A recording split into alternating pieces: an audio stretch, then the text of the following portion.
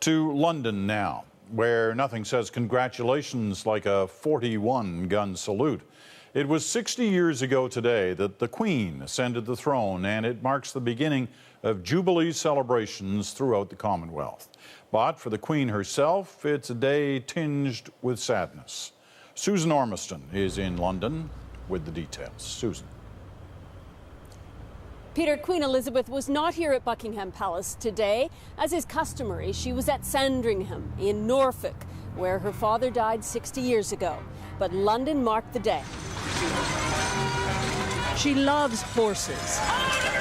And in honor of their queen, the King's Troop took up positions in Hyde Park at noon for a 41-gun salute. Queen Elizabeth II was far away in Norfolk at a primary school, where the kids cranked up some rock. The Time Warp, how fitting. 60 years ago, King George VI bade farewell to his daughter Princess Elizabeth and Prince Philip on their way to Africa. It was the last time she saw him. It is with the greatest sorrow that we make the following announcement. A week later, the king was dead, most of Britain not aware he had lung cancer.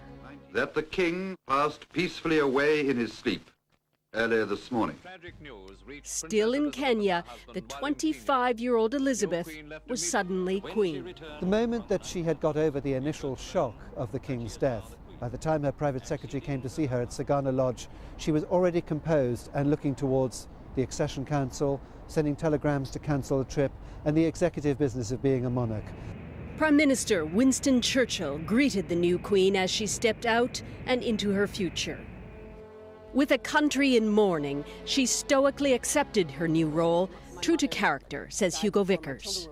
She was always, as a young girl, a very wise and calm person. And the king, who loved both his daughters, always used to say, "Lilibet is my pride and Margaret is my joy." But he was very admiring of the Queen as a character growing up. The second longest reigning monarch, she's seen 12 British prime ministers, 12 US presidents, and 6 popes. On this anniversary, the Queen said, "I shall dedicate myself anew to your service," an echo of her words 60 years ago. This really marks the beginning of the Queen's Jubilee celebrations, with garden parties, a concert here at Buckingham Palace, and 4 days of pomp and ceremony in June. Peter. All right, Susan, thanks very much. Susan Ormiston in London tonight.